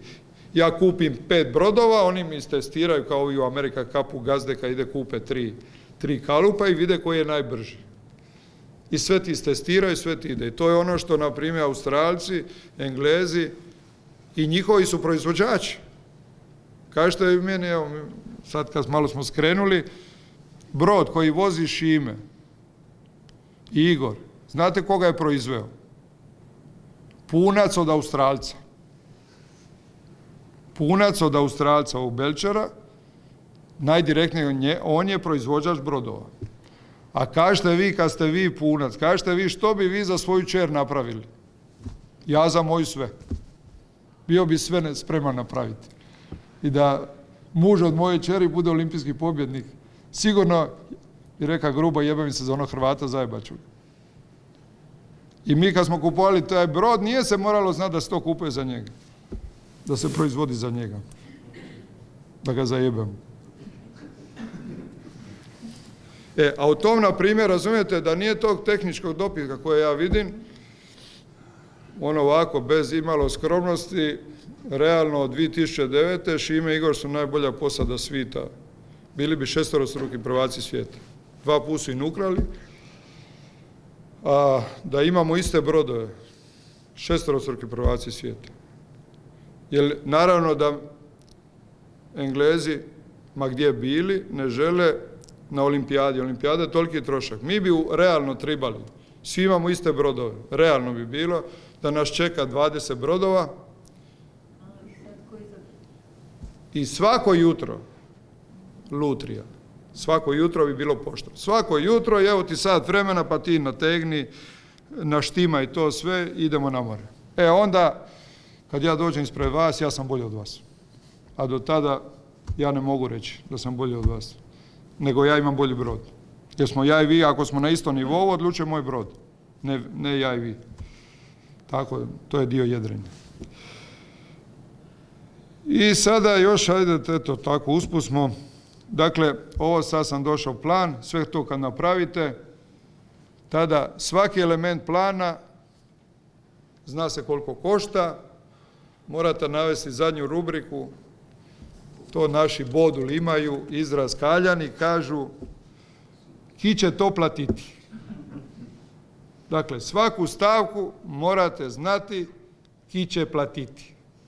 Ovo će mi platiti Hrvatski olimpijski odbor, ovo će mi platiti Savez, ovo će mi platiti grad Zadar, ovo će mi platiti Edo i Katja Fantela, ovo će mi platiti sponzor.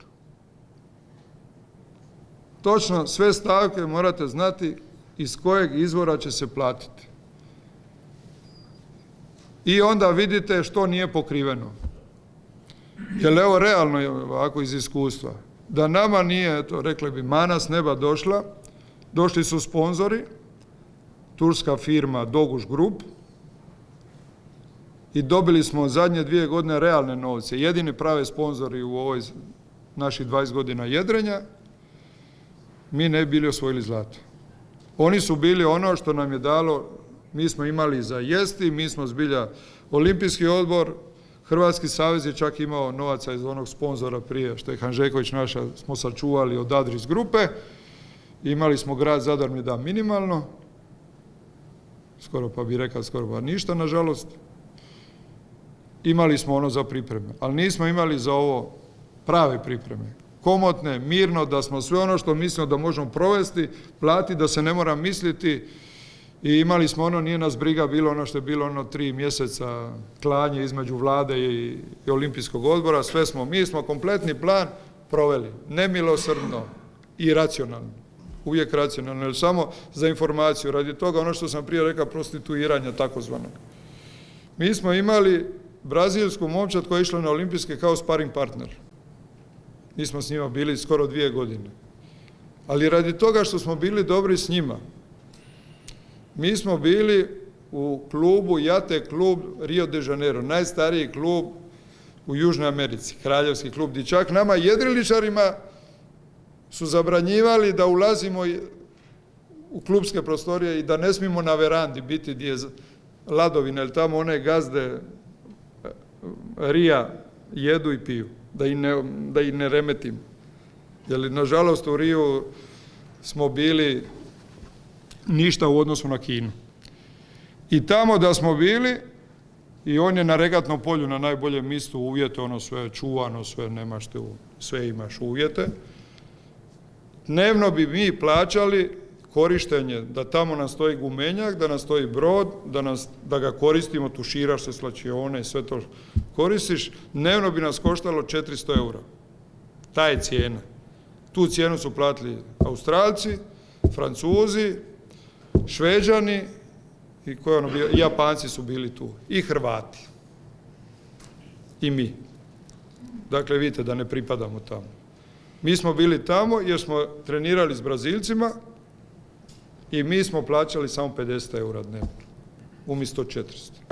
I onda smo mogli to trpiti, bili smo tu, zato smo bili, jer ovi su bili iz njihovog kluba i ovaj predsjednik rekao, s njima smo mi 2 godine, predsjednik rekao 80% skonto za nas. U drugom slučaju morali biti tamo na 10 milja drugog klubu, voziti se, ići i tamo bojati se hoće na što pokrasti. To vam je to. I to je, točno se morate znati ko što plaća. I kad ste sve to zatvorili, krenite i to vam je došao je taj sponzor i onda smo sve obavili. sve obavili i bez ikakvih razmišljanja. Jer ako niste riješili tu zadnju stavku, onda vam je najgrublje rečeno, ali najmekše rečeno, taj plan vam je samo mrtvo slovo na papiru. Ili grubo rečeno, možete s njim obrisati guzicu. A ovo sad dalje vam je ono razrada plana, troškovi, prihodi, ove sitne stvari, to sad idete, sad vi morate znati Hrvatski olimpijski odbor, evo sad malo analiza, Hrvatski olimpijski odbor financira programe, znate, imate takmičenja, imate olimpijski program, redovni program za trenere, što je izuzetno važno, dakle da se to stabilizira proces. Postoji onaj program, najbolji uđu onaj međunarodne olimpijske solidarnosti, to je još dodatna sredstva, to je tu. Savez, Savez je u principu, bi rekao, ništa, sirotinja. Savez je generalno sirotinja, ona transferira lovo od olimpijskog odbora, jer savez treba naš sponzora. Ja govorim s osnova jedriličarskog saveza, ali mnogi saveza tu gdje ste i treneri koji nismo privilegirani, jer pazite, odlično je kad savez ima sponzora. A generalno jedini pravi sponzor, ali u smislu donatora, ne sponzora, to su donatori, to su vam državne tvrtke. A državne tvrtke, one dijele netransparentno. Jer po kojoj osnovi je HEP sponzor jednima, a nije drugima? Po kojoj osnovi HEP, državna firma, dakle firma naš kao i olimpijski odbor. Mati je sponzor, a Juri nije, oba dva olimpijski pobjednici. Zašto je Sandrija, zašto nije Sari ili obrnuto? Po kojem kriteriju? Po kojem HEP po dobroj volji, ne znam, džudašu, a nije jedriličaru, atletičaru, onome, rukometašu je. I ako se sad tu predsjednik kluba ili nešto ne nađe pravog sponzora ili nije predsjednik saveza pa dobije od banke, ili vam je sponzor firme koje su vezane na državu. FOL su privatne, a vezane su na državu i ide. Zna se, ja znam s bankom koja je nama bila sponzor, pa mislim pričam, znam to vam je realnost. I uvijek sam realan. Kaže ona, Edo, od malih dana su bili sponzori, pa sve manje, na kraju nikakvi, Šimiga. Što smo išli veći rezultat, oni su postali manji. Od 100 kuna sponzorstva, ja kao direktor marketinga odlučujem od 10. Ovo sve drugo je uplati tamo VK Jugu 30.000 kuna OTP banka, gdje je ono, mora KK Zadru, VK Jugu, u Puli ne znam kome i bez obzira na vaše rezultate možete malo dobiti. Dakle, to je jedan, ajmo reći, neregulirani izvor prihoda, a može biti presudan. Neki dobiju, jer mu je ćaća blizak tome, ili ima raznih modela, ali ako vaš savez to nije osigura, onda ste u problemu. I onda realno tako da od kluba, od saveza se može malo planirati. Praktički nema. Nakon toga vam ima klub, tu je sad ima u 4-godišnjem ciklusu, klub kao sponzor, koji dobija novce od gradske uprave, od proračuna, to otprilike znate koliko ide. Na lokalnoj razini je isti problem kao i na državnoj što se tiče ovih drugih sponzora, ako je predsjednik kluba neko, ili nešto, ili neka linija, ili ima ambiciju, ali u principu, eto, znate koliki novce ćete dobiti. Ako je to osigurao, s tim da tu vam sportaš sam u tom olimpijskom planiranju je vezan za klub. Ako krene van kluba, može imati gadne probleme. U individualnim sportovima kao što je jedrenje, kao što je nekad je klub je, tako reći, forma. Jer jedan jedriličar koji ide u olimpijski ciklus, njegov trener, planer ide, zna, ovo je od ovoga, ovo je od ovoga, ovo mi je od ovoga, ovo mi je od ovoga. Sa klubom praktički dogovoriš koliko će dobiti nego vam jedini imate problem što mi u praksi imamo, se dešava da klub kaže sad kad si olimpijac, sad si ti problem od države, ti više nisi naš. Ono. Ili, ne daj Bože, da se trener ne slaže sa klubskom politikom. Zato ja, da bi ovo sve uspio, ja sam predsjednik kluba, ja sam izbornik, ja sam vam 20 godina član vrhovnih tijela Hrvatskog jedriličarskog saveza. Dakle, izbjegao sam, dakle, nismo morali čekati izbore za predsjednika kluba, ja sam doživotni. Ja sam doživotni. Dakle, imate, na sreću je doživotni gradonačelnik Kalmeta, pa znamo uvijek HDZ u gradu. Ali to vam daje stabilnost, znate. Ako ga zatvore? Ma uvijek je on tamo. HDZ je. Neće ga. Da su ga mogli zatvoriti, zatvorili bi ga. Jer pazite, ova olimpijska medalja, sada samo kad gledate, u ovih 20 godina, praktički, dakle 20 godina sam ja predsjednik kluba, 20 godina smo mi zajedno. 20 godina je gradonačelnik isti čovjek Kalmeta. On je 2000. Sad smo imali jednu krasnu izložbu, još traje našeg olimpijska bajka i on je otvarao. Dakle, 20 godina smo mi, znam, toliko malo, ali nije nam puno dao. Ali nam je stabilno dao. On nam je osigurao paštu i fažol. 20 godina je skoro u zadnje vrijeme, ono što govorimo ovako, sad među nama govorimo. Izuzetno je važno bilo da je gospodin Mateša koliko mandata. Ja se dobro sjećam kad su bile one borbe ko će biti HO. To je bilo, nisi zna ni koliko dobiti, ni što dobiti, ni ono, jesi li dobar sa Stošićem, ili si Sonin, ili on iz Zadra, ili nije iz Zadra, ili ova, ili onaj. Nisi znao ono što ste obećali, hoće ti ispuniti, neće li to ispuniti. Ovo kad je došlo, stabiliziralo se, znaš, toliko ću dobiti i nikad Hrvatski olimpijski odbor nije ispunio ono što nas pripada, što smo dobili. Jedino se moglo desiti da unutar saveza malo savez rebne odnese nešto, potroši neracionalno. Jedino se to moglo.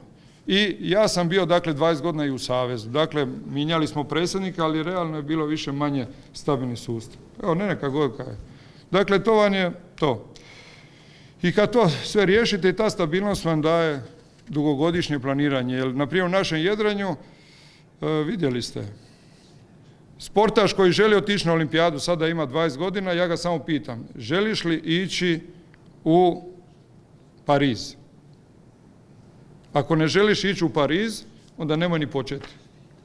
Nema 4-godišnjeg, nego imaš minimalno 2 olimpijska, minimalno je 8 godina teškog rada, do 12, da bi očekivao pravi rezultat. I to je onaj naš problem u jedrenju, što se dugo godina može i zato je malo ljudi tu i svakog koga imamo moramo čuvati ko oko u glavi.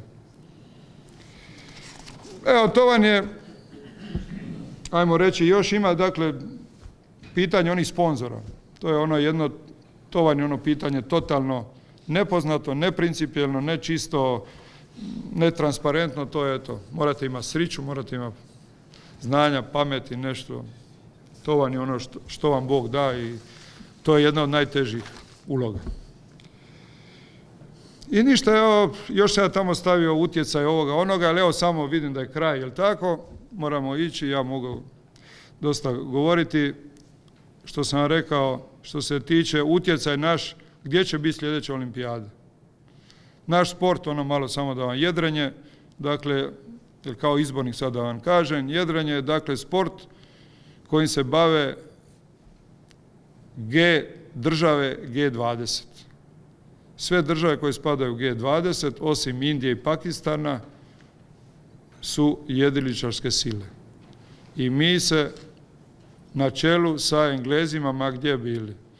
I ovi naši rezultati koje smo napravili su čudo i mi jednostavno, dakle, s najbogatijim zemljama svijeta, najjačim politički, ekonomski, vojno i sve, mi se s njima tamo kokamo i uspjeli smo, priznali su nas, ali zbilja dugi niz godina i nadamo se još 2 olimpijska ciklusa.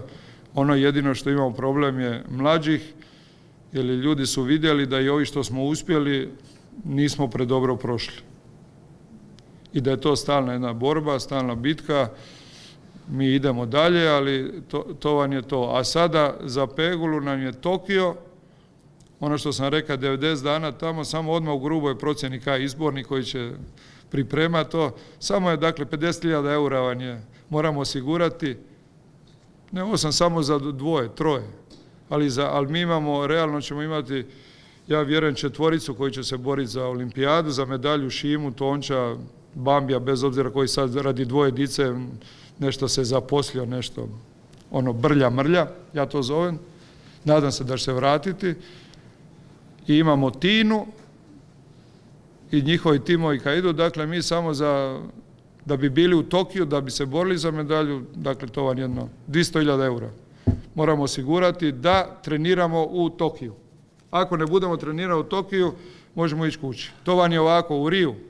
Zlato je digao Šime Igor, najviše su proveli u ovoj 4-godišnjem u Riju, iza njih je Tončica srebro, iza njih je Bambi 5.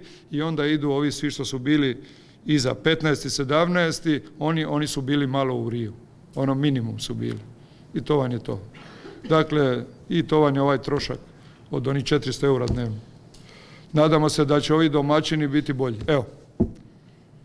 Samo za pitanje, kad ste tako planirati, koliko je budžet za vaš tim? Možda se 4-godišnji? Još ga nisam napravio, ali ovako će vam biti, ako želimo medalju dignuti, ja ovako grubo govorim, mi ćemo 4 godine morati u to sve stavimo, i trenera, i troškove, i ovo, a mislim da od 400 do 500.000 eura. Koliko je to odnosno na ove timove, Engleze, Australce i tako? Ovako, samo da vam kažem, za London mi smo potrošili 200.000 eura u 4-godišnjem ciklusu, a samo za ovu dvojicu njihovih direktnih partnera država, samo država, po odluci je dala 2 milijuna eura. Dakle, to je skoro pa 1:10. Dakle, oni nemaju limita. To vam je, oni jednostavno sve što im treba, samo za informaciju, olimpijske pobjednice iz Rija, Englezice su već bile na treningu u Tokiju. Već ih je poslao Engleski savez, njih i trenera. Jer to je u jedrenju vam je vjetar i uvjeti koji će vladati tada u onome je jedan od presudnih elemenata, među najboljima. Kratko vam je pravilo, mi se moramo u Tokiju osjećati ko kući, dakle da uopće ništa nam nije čudno. Ni Japanci, ni Japanke, ni njihov sustav, ni da vam svaki dan kažu thanks. Mi smo već počeli trenirati s nekim Japancima, već smo mi odavna, prošle godine krenuli, sparinge smo uzeli Japance i onda vam onaj jedriličar, zbilja su tu, oni poštivaju trenere ko ono, thanks, onda sam ja na kraju rekao, svaki put kad mi kaže thanks ću daš ti nogu u guzicu, na oki dosta je, da ih odvikneš. Jer nama je vjetar i uvjeti smo presudni, evo. Da li smatrate da ste na neki način kao otac platili cijenu toga što ste trenuli svome sinu ili vi smatrate da je to prednost? I da li bi vaš sin postao to što je da mu vi niste otac? Na ovo zadnje ću, da mu ja nisam otac, ne bi nikad to postao. To vam je kratko i jasno. U njega je utkano, to vam je tako. Sve moje znanje i sav kapital mene i moje žene. U ovom i onome. Dakle, ja sam 40 godina praktički, 40 godina sam postao njemu trener, odnosno počeo sve to skupa voditi, ušao u to i tada sam, dakle, 40 godina u naponu snage, ja sam agronom po struci, prije toga sam bio trener u vaterpolu, dakle, imam apsolutno cijelo vrijeme sam u sportu i poznam ljude i poznam sustav i znam kako sustav funkcionira, radio sam različite poslove, bio sam komercijalni direktor u firmi od 1000 ljudi, bio sam u proizvodnji, sad sam u upravi i znam kako funkcionira olimpijski odbor, znam kako sportske funkcionira. Ako to ne znate, nažalost, treneri su na jednoj, bi rekli, ledini, a nažalost cijeli trend je da se njih opterećuje s novcima, da se sportske djelatnike smatra lopovima, da morate sve papirom pokrivati i da ste ne znam što. I da ih apsolutno ljudi koji ne znaju napisati dopise, ne znaju te planove, ne znaju napisati, oni su u podređenom položaju. Vi morate doći do novaca dolazite samo preko papira. To je ono kao evropske fondovi. To je Sa sinom je ovako, imate, svaka stvar ima plus i minus. Apsolutno kao otac sam bio sretan, jer mi se i drugi sin bavio jedrenjem, on je isto pokušao ići na olimpijadu. Imao sam sreću i privilegiju da s njim, dakle, proveden u odnosu možda jedan očeva u gradu Zadru koji je proveo najviše vremena sa svojim sinom. A u svakom slučaju da je to jedna otežavajuće, da nekad morate, znate, kao otac, morate dočekati ono da vas sin pošalje u onu stvar, a da vi se pravite da niste čuli, a dali bi mu nogu u glavu. Morate proći sve njegove faze odrastanja, svega tako, i sad morate trpiti da čekate kad će se ono ženiti, da kaže ja se ženim tada. Jer ja trebam postati dida. Sada ulazite u 5. olimpijski ciklus. Da. Meni se dopao onaj termin mudrovanje. Mudrovanje, da. Jeste li za vrijeme, da li ste koristili u svih 5 ciklusa mudrovanje i jeste li izgubili donatora i sponzora za vrijeme mudrovanja? Ne, ovako vam. Dakle, to sam vam rekao. Sponzora, nažalost, pravoga ovaj je došao, to je, mi smo imali, eto tako, 3 mane s neba. Znači, sad malo. Jedan je sponzor bio, kad su imali 16 godina, upravo onda kad je bilo najkritičnije, evo, sad se malo naježim, dođe mana s neba. Dakle, neko vidi to, bi rekli Bog ili kako je sad malo to. Dakle, mi smo vam se javili na natječaj Lure. Od milijun kuna mi smo dobili 120.000 kuna. Znate što je to nama onda bilo 120.000 kuna? Onda smo oni su otišli na sve kupe. Ono kad je bilo sa 16 godina, oni su išli na svjetske kupe, na svjetska prvenstva evropska, i onda smo na sriću i odmah su postali viceprvaci, prvi viceprvaci juniorski. I vidjelo se, a nažalost tada su nas neki tili polomiti na noge. Nažalost, jer mi znamo da je u Hrvatskoj imate i našu Zloču. I tada nam je došao, a nismo nikad sponzora izgubili s toga, jer sponzora nismo imali. Jer znate kako vam sponzor? Sponzor realno funkcionira, nama je grad davao koliko je smatrao da nam je dovoljno, mi smo preživljavali, olimpijski odbor nam je davao, to su nam bili majka i otac. Ako nešto ovako, sponzor neki uleti iz Zagračka, neki natječaj, nešto ono, to vam je sve ono plus plus. Imali smo mi, na primjer, predsjednika jednoga Fižulića, biznismena, koji nije na kraju postao sponzor nijednom jedriličaru. Znate, ja sam s njima dovoljno znanja. Privatnik vam je ovako, kratko i jasno vam je. Daće vam kunu ako će od vas dobiti 4. Ja ću vam dati kunu ako mi vi osigurate, ja sam tako, eto, sa jednom takvom privrednicom rekao, ja kažem, nemamo se šaliti.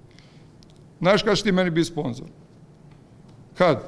Kalmeta nazove i kaže, sad će ti doći Edo i daj mu 40.000 eura, budi mu sponzor 40.000 eura, ako misliš dobiti građevinsku dozvolu za vašu halu. A on to ne radi za Edu, nego radi za KK Zadar. I gotovo.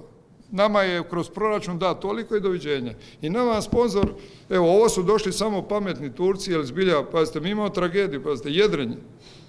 Jedina 2 proizvoda koja Hrvatska ima, niko nema. To vam je nautički turizam. I mi smo realno, mi smo manekeni toga, te industrije. Nama niti ACI ikad da kunu, niti turistička privreda, niko. To vam je tragedija. Tek kad su Turci kupili zadarske marine, mi smo se preživljavali, a imamo 4.000 vezova. To vam je ono, mislim, frustrirajuće, ali mi smo. To vam je tako. Tako da tih sponzora, oni vam funkcioniraju po jednoj, to je tu, po sasvim drugo. 1:4. Ako vam privatnik da će vam kunu, ako će 4 dobiti, ali morate mu osigurati kako će dobiti 4. Predsjednik kluba ili ko je već. To je, nažalost, tako da nismo u tom mudrovanju nikad ništa izgubili. Ali uvijek smo prošli to fazu mudrovanja, morate popričati. Ja sam imao 3 prijatelja bliska s kojima bi ja sve to razmotrio, jedan koji je izvan, jedan ono, plus ovo, sve to morate. Nego divan je problem. Problem su vam lažni savjetnici. Znate, kad vam neki ugledni tamo veslački stručnjak počne govoriti braći i zna da je jedan mekan i počnu govoriti protiv vas, da bi mu mogao više da mu da ono, znate ono obećanje, pa destabilizira. Još pazite, kad imate neko momko 20, još kad vam se desi kao meni da vas 20 godina ono ne priznaju za trenera, ono znaš. I još ja kao, jer ja cijelo vrijeme radim, ja sam šef komunalnog redarstva u gradu Zadru. I to je ono što meni daje. Ja mogu svih ovdje poslati bez onoga, jer imam svoju plaću, i ako ostane bez love kad trener, imam svoju plaću. imate svoj gazda, imate tu, ali to je izuzetno naporno, izuzetno teško. I onda vam još, pazite, od onoga da vas ne spizda, ne smijete puno se ni isticati. Ne smijete se ni isticati puno. Pazite, ono kad je, sad ovako, ali ovo je nevažno, kad je 2009. To je ono, moja žena to ne može prostiti Bogu. 2009. svjetski i evropski prvaci, povijesni rezultat, prvi puta jedriličar je neki bio. I mi nismo momčad godine bili, nego drugi, rukometaši koji su bili drugi, koji su izgubili finale u Zagrebu. Ali znamo kako je išlo, nasilno. Nisu oni krivi. Ja sam tada bio najbolji trener. Ja sam bio svjetski prvak, evropski prvak, drugi na mediteranski igrama i u svjetskom kupu. A onda je bio Vlašić, ali nije se onda pobunio. A onda je Blanka bila svjetska prvakinja, nije prošla kvalifikacija na evropskome, a isto tako zna, nije tila ići na mediteranske igre, nego je išla u Atenu na miting da dobije $10.000. A to je ni tako život ide, dođe sve na svoje. Važna je medalja ova olimpijska na kraju.